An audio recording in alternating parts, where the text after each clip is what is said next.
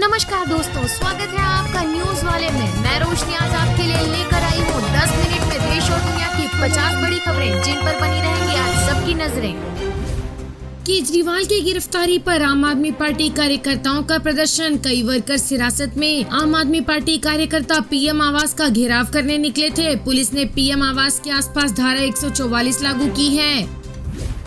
भाजपा कार्यकर्ताओं का केजरीवाल के इस्तीफे की मांग को लेकर प्रदर्शन, दिल्ली सचिवालय की तरफ जा रहे कार्यकर्ताओं ने पुलिस बैरिकेडिंग को तोड़ दिया। उन्हें रोकने के लिए पुलिस ने वाटर कैनन का इस्तेमाल किया। कई भाजपा कार्यकर्ताओं को पुलिस ने डिटेन कर लिया। अमेरिका के मैरीलैंड में जहाज टकराने से ब्रिज गिरा। श्रीलंका जा रहा था कार्गो शिप, पुल से कई गाड़ियां पानी में गिरी। घटना अमेरिकी समय अनुसार रात करीब 1:30 बजे हुई। पुल से टकराने के बाद इसमें आग लग गई और जहाज डूब गया। 20 दिन से भूख हड़ताल पर सोनम वांगचुक लद्दाख को पूर्ण राज्य बनाने की कर रहे मांग। उनकी भूख हड़ताल का सबसे बड़ा मुद्दा लद्दाख को संविधान की 6ठी अनुसूची के तहत लाना है। सोनम वांगचुक का कहना है कि केंद्र ने 4 साल पहले इसका वादा किया था, लेकिन अब वो अपनी बात से मुकर रहे हैं। सोनम 0 डिग्री के तापमान में अपना क्लाइमेट फास्ट कर रहे हैं। वे केवल पानी और नमक का सेवन कर रहे हैं। केरल सीएम बोले संघ परिवार जय हिंद बोलना छोड़ दे। पिनाराई विजयन ने एंटी-सीएए रैली में कहा भारत माता की जय और जय हिंद नारा मुस्लिमों ने दिया था। दोनों नारों के प्रचलित होने में मुस्लिमों का हाथ है। संघ परिवार कहता है कि मुस्लिमों को भारत छोड़ देना चाहिए और पाकिस्तान भेज देना चाहिए। संघ के नेताओं को इन नारों के इतिहास को समझना चाहिए। दिल्ली के मुख्यमंत्री अरविंद केजरीवाल ने ईडी की हिरासत से अपना दूसरा निर्देश जारी किया। उन्होंने दिल्ली के स्वास्थ्य मंत्री सौरभ भारद्वाज को ये सुनिश्चित करने के लिए कहा कि अस्पतालों और मोहल्ला क्लिनिक में लोगों को मुफ्त दवाएं मिलती रहें और उनका मेडिकल टेस्ट भी सुचारू रूप से होता रहे। सौरभ भारद्वाज ने कहा कि सीएम अरविंद केजरीवाल को लग रहा है कि उनके ईडी की हिरासत में होने की वजह से लोगों की समस्या न बढ़ जाए। हिंदू धर्म और प्रधानमंत्री मोदी की खुलकर हिमायत करने वाली बॉलीवुड एक्ट्रेस कंगना रनौत को बीजेपी ने लोकसभा चुनाव में उतार दिया है। उन्हें हिमाचल प्रदेश की मंडी संसदीय सीट से टिकट दिया गया है। कंगना रनौत बॉलीवुड में मौजूद पीढ़ी का ऐसा पहला बड़ा चेहरा है जो अच्छे खासे चलते फिल्मी करियर के बीच राजनीति में कूदी हैं। चीन ने एक बार फिर से अरुणाचल प्रदेश को अपना हिस्सा बताया। चीन ने कहा 1987 में भारत ने चीनी जमीन पर अवैध तरह से अरुणाचल प्रदेश बसाया। हमने तब भी इसका विरोध किया था और आज भी हम अपने बयान पर कायम हैं। चीन और भारत की सीमा का कभी सीमांकन नहीं किया गया।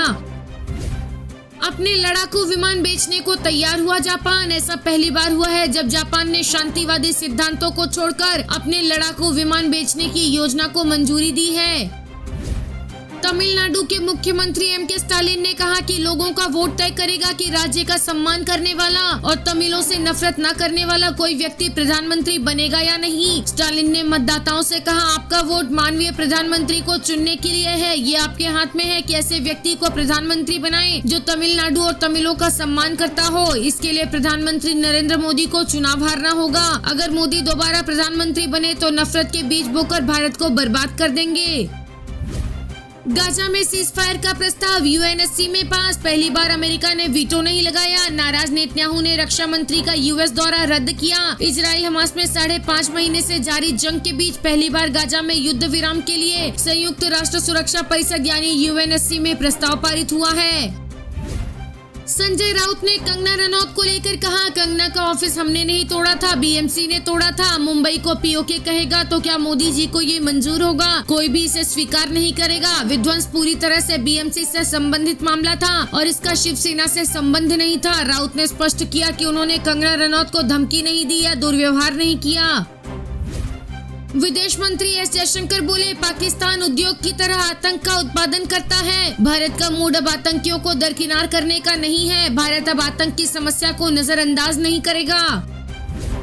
जयशंकर ने कहा मेरे लिए सबसे बड़ी चुनौती ये है कि भारत चीन के बीच संतुलन कैसे बनाएं। दोनों देश 2 बड़ी ताकतें हैं जो आपस में पड़ोसी भी हैं। दोनों देशों का इतिहास और उनकी क्षमताएं उन्हें दुनिया से अलग करती हैं। ऐसे में दोनों देशों के बीच बातचीत जारी रखना अहम है। हालांकि 2020 में हमें हैरानी हुई जब चीन ने बॉर्डर पर कुछ ऐसा किया जो दोनों देशों के बीच हुए समझौते का उल्लंघन था। चीन ने दोनों देशों के बीच संतुलन बनाने की बजाय उसे बिगाड़ दिया। हमारे लिए बड़ा मुद्दा ये है कि समय समय पर हम ये सुनते हैं कि सीमा विवाद को सुलझाने में समय लगेगा।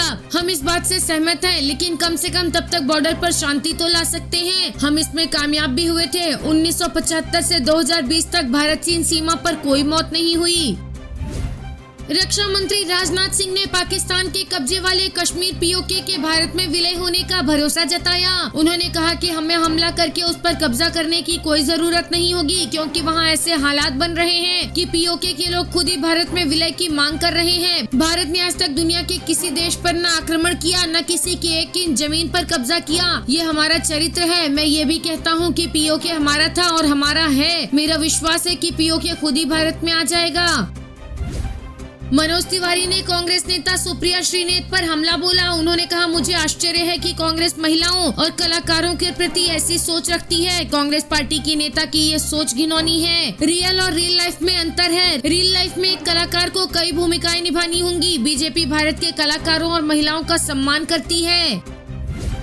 संजय राउत ने कहा कि मराठा साम्राज्य के संस्थापक छत्रपति शिवाजी महाराज का जन्म महाराष्ट्र में हुआ था, जबकि औरंगजेब का जन्म वर्तमान गुजरात में हुआ था। गुजरात में दाहोद एक जगह है जहां मोदी का जन्म हुआ। औरंगजेब का जन्म भी वहीं हुआ था, इसलिए औरंगजेबी रवैया गुजरात और दिल्ली से महाराष्ट्र की ओर बढ़ रहा है। ये हमारे स्वाभिमान के खिलाफ है। ये मत कहिए कि मोदी आ गया है, ये कहिए औरंगजेब आ गया है। हम उन्हें दफना देंगे।